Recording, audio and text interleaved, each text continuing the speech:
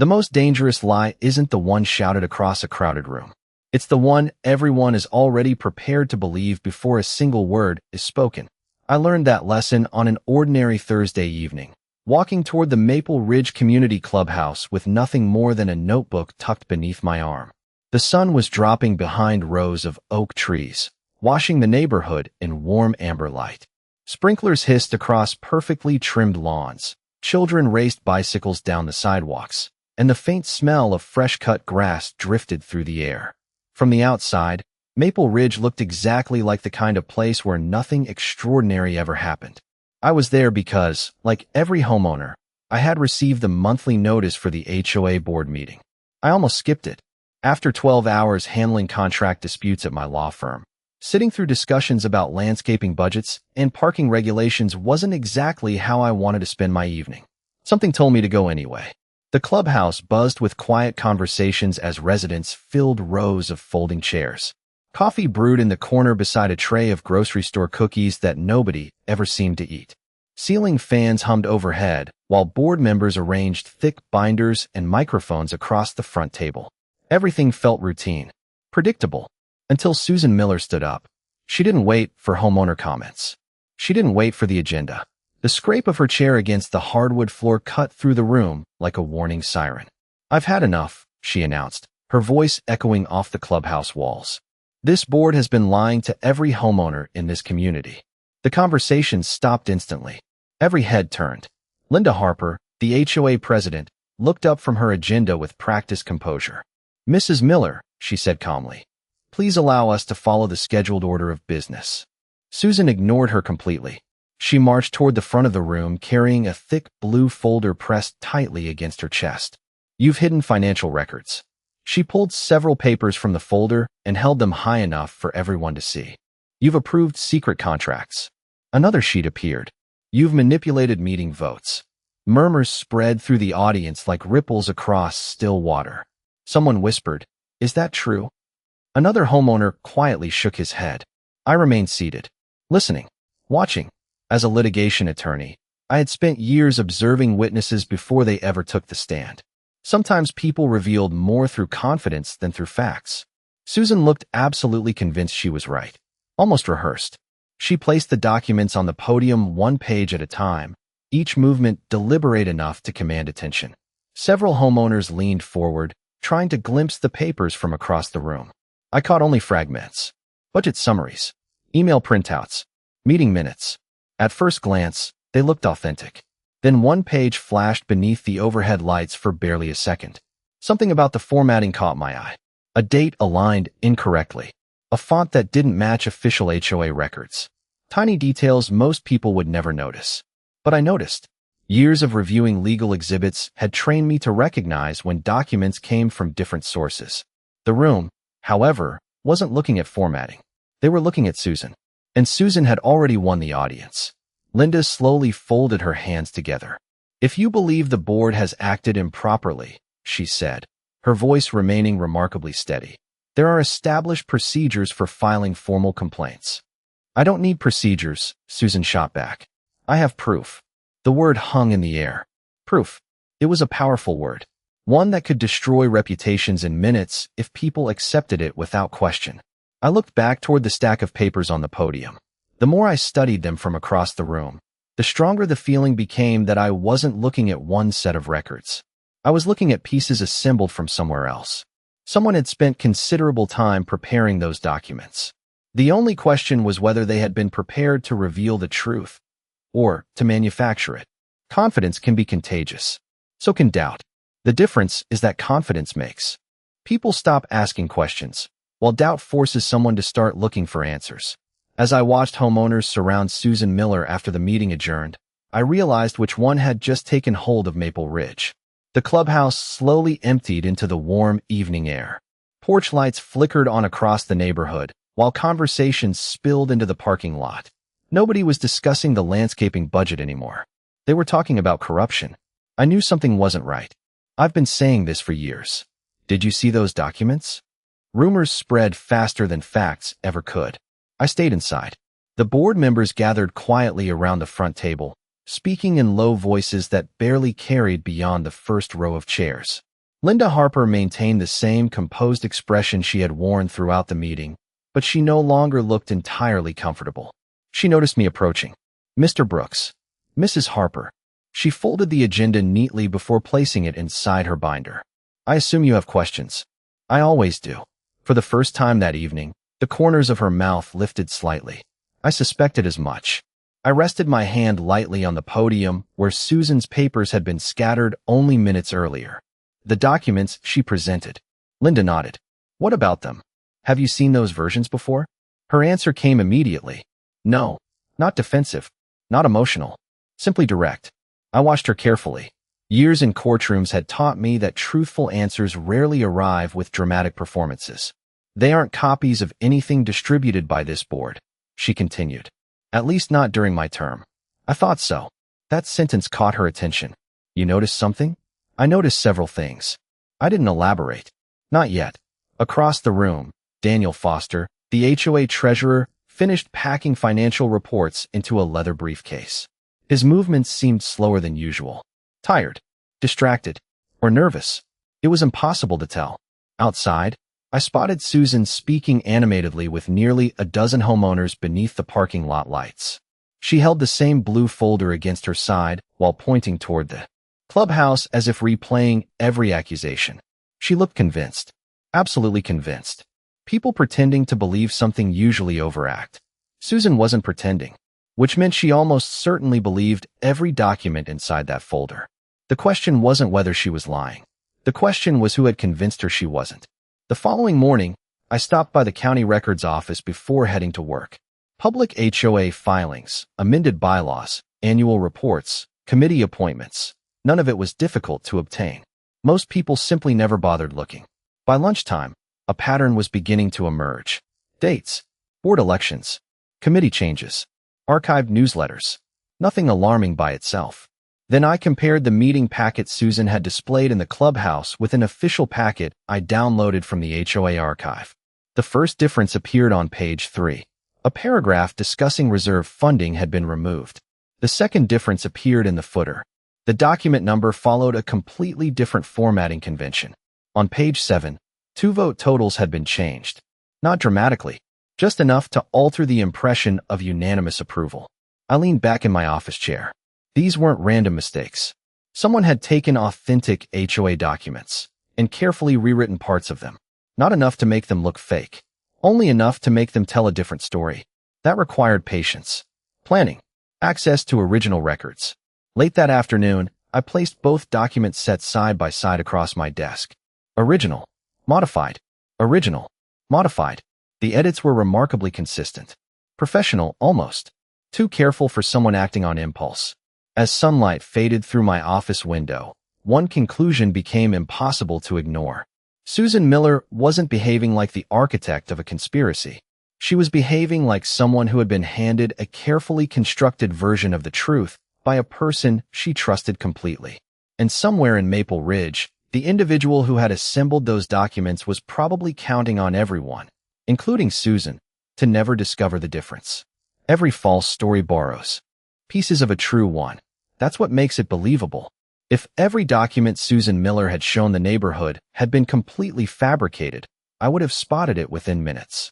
The real challenge was that most of it was genuine. Someone had simply decided which parts of reality to keep and which parts to quietly erase.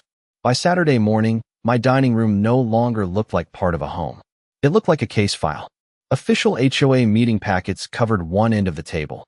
Printed county records occupied the other. Between them sat my laptop, a legal pad filled with handwritten notes, and 2 yellow highlighters that had already begun running dry.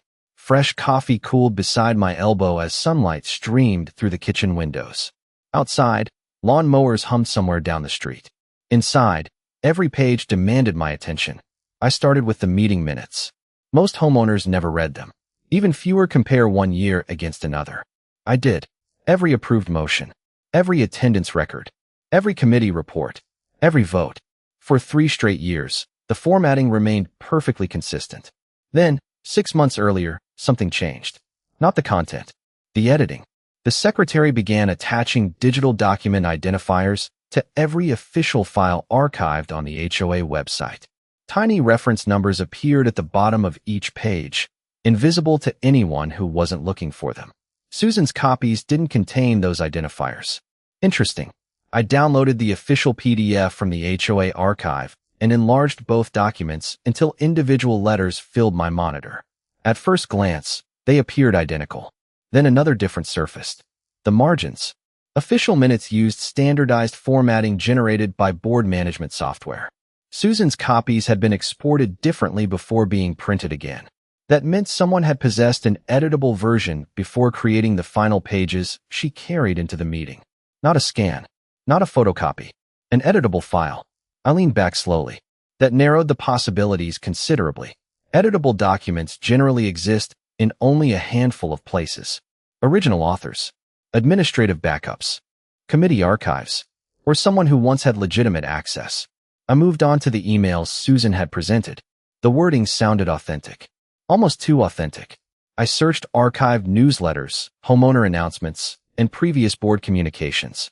Within 30 minutes, I recognized something unusual. Entire sentences had been copied from legitimate HOA emails. Paragraphs had simply been rearranged. A maintenance notice borrowed language from a reserve funding update. A vendor announcement borrowed wording from a budget explanation. Each individual sentence had existed somewhere, just never together. Someone hadn't invented evidence. They had edited reality. That required patience, experience, and familiarity with HOA records stretching back several years. I opened another browser tab and searched through archived board elections. Names appeared. Current members, former members, committee volunteers. One name surfaced repeatedly before disappearing almost 2 years earlier. Richard Collins, former vice president, finance committee chair, served nearly 8 years, resigned unexpectedly. No explanation, no farewell announcement, just gone. Curious, I searched older newsletters. There he was, smiling beside Linda Harper during a ribbon-cutting ceremony for the renovated clubhouse. Another photograph showed Richard presenting the annual financial report to homeowners. He had once enjoyed unrestricted access to virtually every document now sitting on my dining room table. That alone proved nothing. Former board members often retained old files, but combined with everything else, the timeline felt increasingly significant. Late that afternoon, my phone buzzed with an email notification. The sender contained no name, only an unfamiliar address. Inside was a single attachment. No message, no greeting, no signature. The file name read, archive_backup_original. I hesitated before opening it. When the download finished, I found dozens of folders organized by year. Meeting drafts, committee correspondence, budget revisions, internal email chains, and one folder labeled simply, "Before Richard left." I stared at those 4 words for several long seconds. Then, I realized this investigation had just crossed an invisible line. I was no longer searching for inconsistencies between Susan's documents and the board's records. Someone had quietly handed me the missing history that connected them both. And whoever sent that archive clearly wanted me to discover something they believed had been buried for far too long. People often assume the biggest breakthrough in an investigation comes from discovering something hidden.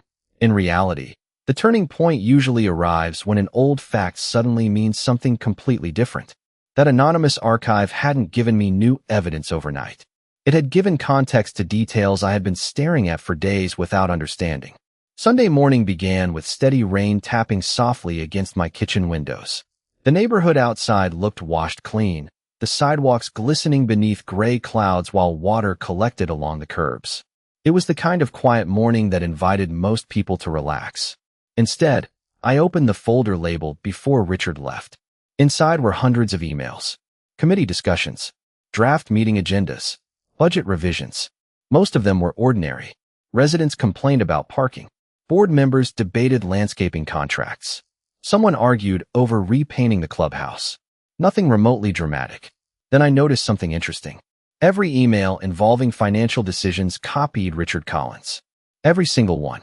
As finance committee chair, that made perfect sense. What caught my attention wasn't his involvement. It was when that involvement stopped. Exactly 2 weeks before his resignation, Richard suddenly disappeared from every active discussion involving budgets. His name remained on distribution lists, but there were no replies, no comments, no approvals. Silence. Then I found the final email he ever sent to the board. The subject line read, "Recommendation regarding document retention." The message itself was surprisingly short. Richard recommended reorganizing archived files before transitioning to a new committee structure. He described it as routine housekeeping to simplify future record management. Nothing unusual, until I compared that recommendation with the archive itself. Several folders had indeed been reorganized immediately afterward, but not deleted, moved, renamed, split into separate directories. Whoever assembled Susan's documents hadn't hacked into anything. They had known exactly where older versions had been stored before the archive changed. That required historical knowledge only someone closely connected to the board would possess. I continued digging. Late that afternoon, I found another folder containing draft meeting packets prepared before final approval. That explained everything. Each official packet existed in multiple versions. Early drafts, committee revisions, final approved copies. Susan's documents weren't forged from scratch. They had been assembled from abandoned drafts that had never become official records. Someone had mixed legitimate early versions with finalized documents until the differences became nearly impossible to detect. I almost admired the patience it required. Almost. Then another name appeared. Melissa Grant, former administrative assistant. Her responsibility had been maintaining digital board records before retiring nearly 18 months earlier. According to archive correspondence, she handled document storage, version histories, and backup procedures. 1 week after Richard resigned, Melissa retired unexpectedly. Another coincidence. Or perhaps not. I searched public records and eventually found a forwarding address in a neighboring town. No phone number, no email, just an address. I wrote it into my notebook. By early evening, my dining room wall had transformed into a timeline stretching nearly 8 feet across. Colored notes connected board elections to archived emails. Folder names linked to document revisions. Personnel changes lined up with missing communications. The pattern no longer resembled isolated coincidences. It resembled choreography. Someone had anticipated exactly which files future homeowners would be able to access. Someone understood the archive well enough to build an entirely believable alternate history using authentic documents that had simply never become final. Then my phone vibrated. A text message. From an unknown number. Only one sentence. Melissa never agreed with what Richard was doing. Nothing else. No signature. No explanation. I stared at the message while rain continued sliding down the windows. For the first time since Susan had interrupted that HOA meeting, I stopped asking who had altered the documents. I already had a strong suspicion. The more important question had become something else entirely. If Melissa had disagreed, why had she remained silent for nearly 2 years? And was she finally ready to tell the story that Richard Collins had spent so much effort rewriting before he quietly disappeared from the board? Some people spend years protecting a lie because they believe admitting the truth would destroy them. What they rarely consider is that silence has a way of becoming heavier than confession. By Monday morning, I had the strange feeling that someone who had carried that weight for a very long time was finally ready to put it down. Melissa Grant's address led me to a quiet neighborhood 20 minutes outside Maple Ridge. Small brick homes lined the street beneath towering maple trees whose leaves rustled softly in the autumn breeze. Wind chimes echoed from a nearby porch while the scent of fresh mulch drifted through carefully tended flower beds. Nothing about the place suggested secrets. I parked along the curb and walked to a modest white house with blue shutters. The paint had begun to fade, but everything else was meticulously maintained. Whoever lived there appreciated order. I knocked once. No answer. I waited. Then the curtains shifted slightly. A woman with silver hair studied me through the glass before opening the door only a few inches. "Can I help you?" "Melissa Grant." She hesitated. "Who's asking?" "My name is Nathan Brooks. I live in Maple Ridge." The moment she heard the neighborhood's name, her expression changed. Not fear. Recognition. "I don't discuss HOA matters anymore. I didn't come here to argue." She started closing the door. "I came because someone wants the truth to come out." Her hand stopped. For several long seconds, neither of us spoke. Finally, she opened the door just enough to invite me inside. Her living room smelled faintly of coffee and old books. Family photographs covered the fireplace mantel, but there wasn't a single picture from her years working for the HOA. That absence felt intentional. She motioned toward a chair. I've been expecting someone eventually. You knew this would happen? She gave a tired smile. I knew Richard couldn't keep rewriting history forever. That was the first time anyone had spoken his name without me asking. I carefully placed 2 folders on the coffee table. One contained the official HOA records. The other held Susan Miller's altered documents. Melissa adjusted her reading glasses and slowly turned the pages. She sighed before reaching the final comparison. He used draft versions. You recognize them? I organized every document the board ever created. Her finger rested gently on one page. These aren't fake.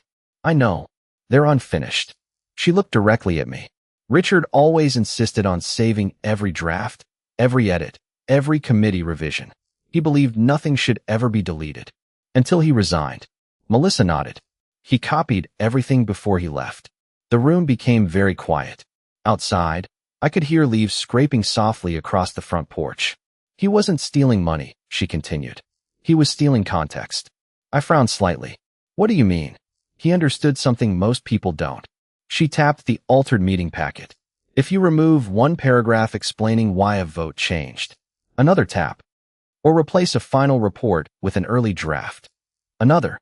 Ordinary people assume the worst. She leaned back in her chair. The documents stay authentic. The story changes. Every piece of the investigation suddenly aligned. Richard hadn't fabricated corruption. He had manufactured suspicion, using genuine records. That made the deception infinitely harder to expose. Melissa stood and disappeared into another room. She returned carrying a weathered storage box filled with labeled folders. I kept copies. My pulse quickened. Of everything? Not everything. She placed the box carefully between us. Only the files Richard never realized I duplicated before he cleaned out. The archive. Inside were original revision histories, metadata reports, committee comments, and email approval chains documenting how draft documents evolved into final board records. The missing context. The missing timeline. The missing truth. As I closed the lid, Melissa quietly said something I would remember long after this investigation ended. Susan isn't your enemy. I looked at her. She's the last person Richard manipulated. Driving back toward Maple Ridge, the box rested securely on the passenger seat beside me. For days I had believed I was investigating altered documents. Now I understood I was investigating a carefully planned act of revenge carried out by a man who knew exactly how powerful half the truth could become once the other half disappeared. Truth doesn't usually explode into the room the moment it's discovered. It waits. It gathers weight. It lets the lie grow just large enough that everyone is watching when it finally collapses. By the time the special HOA meeting was scheduled for Wednesday evening, I knew I wasn't attending to defend the board. I was attending to let the evidence speak for itself. The clubhouse looked completely different than it had a week earlier.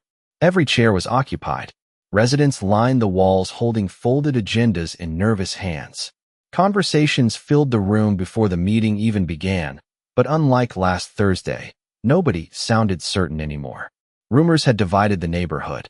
Some believed the board had hidden financial misconduct. Others believed Susan had been manipulated. Everyone expected answers.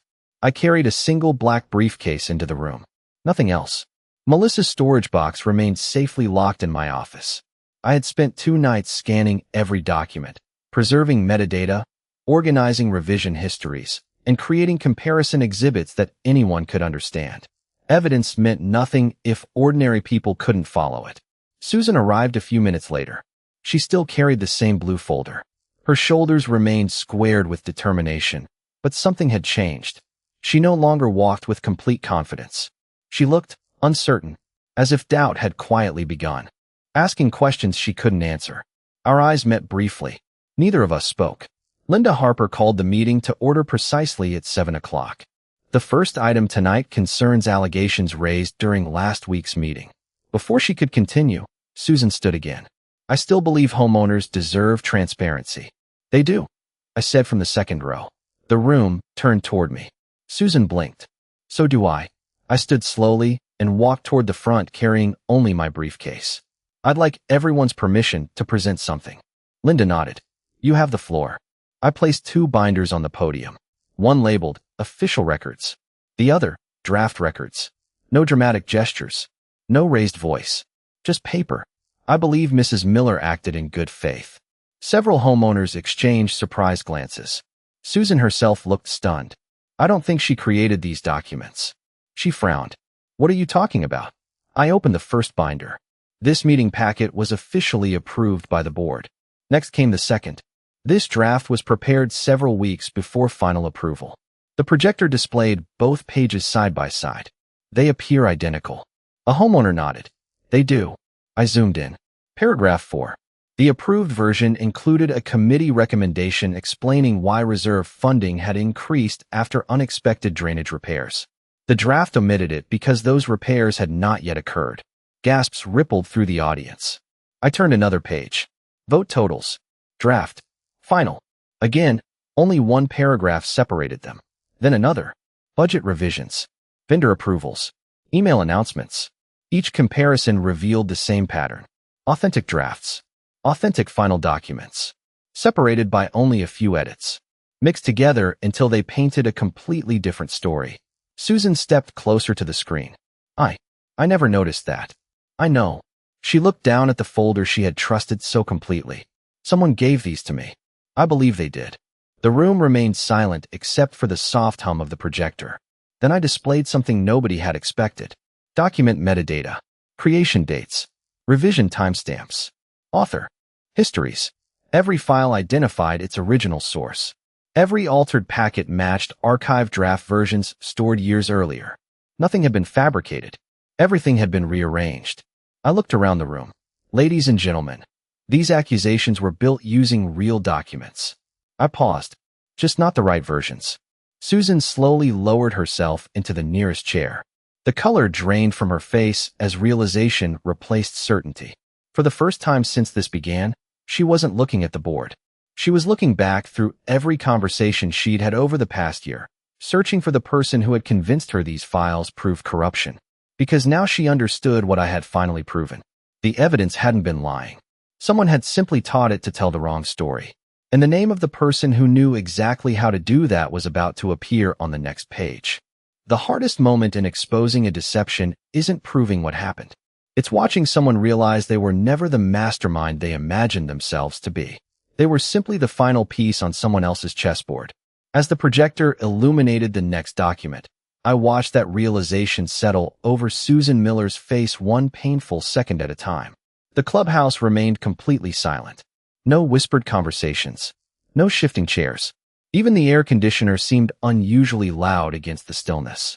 Susan stared at the comparison projected across the wall, gripping the edge of the nearest table as though she suddenly needed something solid to keep her balanced. I don't understand. Her voice was barely above a whisper. I opened another folder. You received these files over several months. She nodded slowly. Yes. Always from the same person? A long pause followed. Then she answered. Mostly. Who? She looked around the room. Dozens of homeowners were watching her now, not with anger, but with curiosity. I didn't think it mattered. It does now. She swallowed. Richard Collins. The name landed with the weight of a dropped stone. Several longtime residents immediately recognized it. I remember Richard. He used to be on the board. He handled finances. The murmurs spread quietly across the room.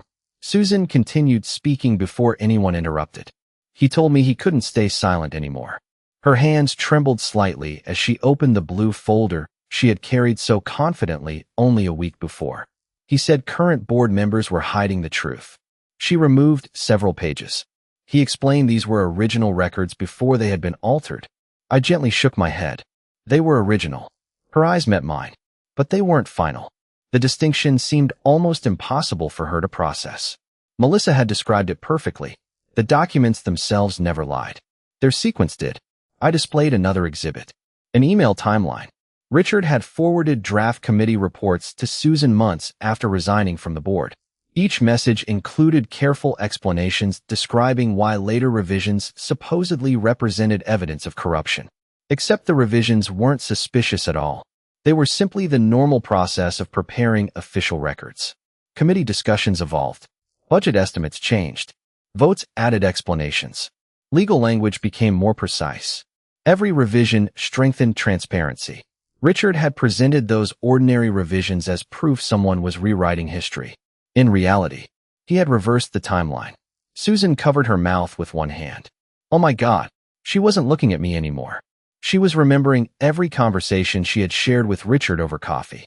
Every phone call, every reassuring explanation, every warning that they'll deny everything. He hadn't pressured her. He had patiently educated her into believing his version of events, one layer at a time, exactly the way a skilled trial attorney builds a case before introducing evidence. Except Richard wasn't building a legal case. He was constructing belief. Linda Harper quietly stood from the board table. Susan looked up slowly. I owe you an apology. Linda spoke gently. You don't owe me anything tonight. That answer surprised nearly everyone, including Susan. You believed someone you trusted. Tears filled Susan's eyes. I accused all of you. You accused us because you believed you were protecting your neighbors. The room softened. Anger began giving way to understanding. I reached into my briefcase one final time. There is one document nobody here has seen. I placed it beneath the projector. Richard Collins' final recommendation regarding archive restructuring. Beside it appeared metadata showing every draft folder he had copied before resigning. Then I revealed Melissa Grant's preserved revision histories. Every version, every edit, every approval. Nothing missing, nothing hidden. The complete story. One homeowner slowly began clapping. Another followed. Then another. Not because anyone had won. Because the truth had finally become impossible to rearrange. Susan remained seated, quietly crying into folded hands. For the first time since standing to accuse the board, she understood she hadn't challenged corruption. She had unknowingly become the instrument of a man whose revenge depended on convincing an honest neighbor that unfinished pages were more powerful than completed ones. And somewhere beyond the walls of that crowded clubhouse, Richard Collins had no idea that the history he had spent 2 years rewriting had just been restored page by page. The truth doesn't always end an argument. Sometimes it begins a reckoning. Once every piece of evidence had been placed on the screen, the question was no longer whether the board had hidden corruption. Her. For a moment, neither woman spoke. Finally, Susan broke the silence. I accused you in front of everyone. Linda smiled sadly. You accused what you believed was true. I should have verified everything. We all should. That simple answer seemed to lift some invisible weight from Susan's shoulders. She slowly stood and turned toward the homeowners who had not yet left. I owe every one of you an apology. The room grew quiet again. I believed I was exposing corruption. She looked down briefly before continuing. I never imagined someone could manipulate authentic records so carefully that even I couldn't see the difference. Nobody interrupted. Nobody laughed. Several homeowners simply nodded. Many realized they could have made the same mistake. I remained near the projector while volunteers carefully disconnected cables and stacked folding chairs. Then Daniel Foster approached carrying a sealed envelope. This arrived this afternoon. He handed it to me. No return address. Only my name. Inside was a typed letter. No signature. Just one sentence. You should have left the past alone. The paper smelled faintly of cigarette smoke. An oddly specific detail. Melissa had mentioned Richard smoked constantly during late-night budget meetings because he refused to step outside until every report was finished. I folded the letter carefully. Threats rarely concerned me. What interested me was timing. Someone already knew the truth had surfaced, which meant someone had been watching closely. The following morning, the board voluntarily requested an independent review by an outside accounting firm and legal records consultant. Not because anyone believed money had been stolen, because transparency deserved independent confirmation. Over the next several weeks, auditors examined financial statements, bank records, committee approvals, vendor contracts, archived emails, and digital revision histories. Every accusation Susan had presented received individual review. Every single one. When the final report arrived, its conclusion was remarkably simple. No evidence of financial misconduct. No hidden contracts. No unauthorized expenditures. No altered official records. The board had not rewritten history. Someone else had rewritten how history was interpreted. The investigators reached another conclusion as well. Multiple archived draft documents had been copied shortly before Richard Collins resigned from the board. Those copies later appeared in packets distributed privately to homeowners without their accompanying revision histories. Exactly as Melissa had described. Susan called me after reading the report. I keep replaying every conversation I had with Richard. So do I. I never questioned why he always had another document. He planned for that. She laughed softly, though there was sadness behind it. He never lied outright. No.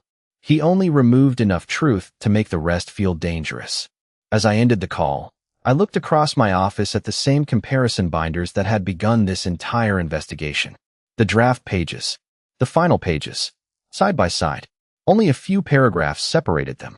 Yet those missing paragraphs had nearly destroyed the reputation of an entire board.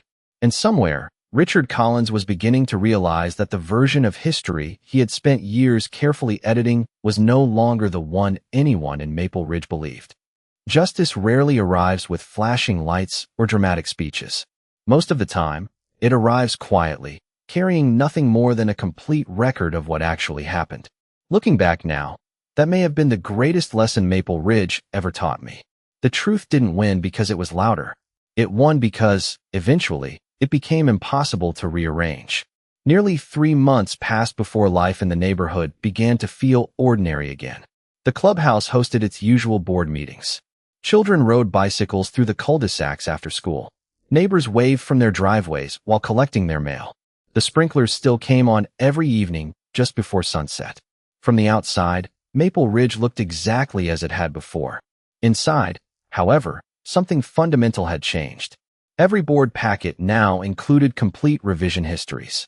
Archived drafts remained available alongside finalized documents. Meeting recordings were uploaded within 24 hours. Transparency was no longer simply a promise. It had become policy.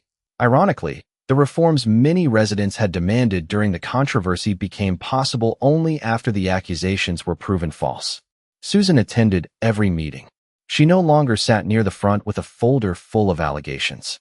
Instead, she volunteered on the Community Transparency Committee established after the investigation. One evening, she walked over while I was organizing my notes after another routine board meeting. I used to think trust meant believing someone. She smiled thoughtfully. Now I think trust means verifying together. I couldn't have said it better. Melissa visited Maple Ridge only once after everything ended. She quietly donated her archived files to the Community Records Committee before driving home without asking for recognition. She never wanted credit.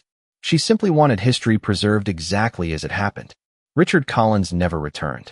After receiving formal legal notice demanding he cease distributing misleading document packets, every communication from him stopped.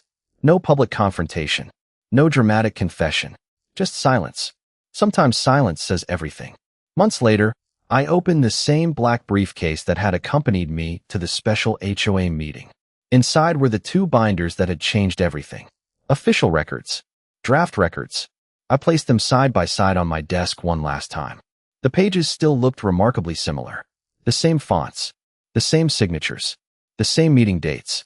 Only a handful of paragraphs separated one version from the other. A few missing explanations. A few unfinished discussions. A few edits waiting for final approval.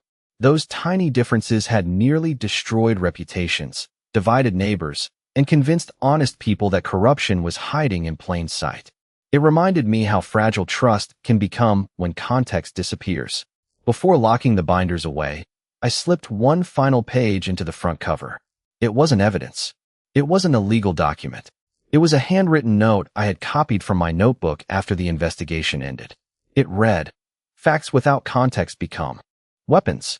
Every time I pass the Maple Ridge Clubhouse now, I remember the scrape of Susan Miller's chair as she stood during that first meeting. At the time, it sounded like the beginning of a scandal. Now I understand it was actually the beginning of something much more valuable. A community learning that truth requires patience, that evidence deserves context, that good people can be manipulated without being dishonest, and that restoring trust often demands more courage than destroying it. People still ask whether I won that fight. I always give the same answer. I didn't defeat Susan. She was never my opponent. The real opponent was a carefully edited version of reality that depended on everyone seeing only half the story. Once the missing pages returned, the lie had nowhere left to hide. Justice wasn't loud.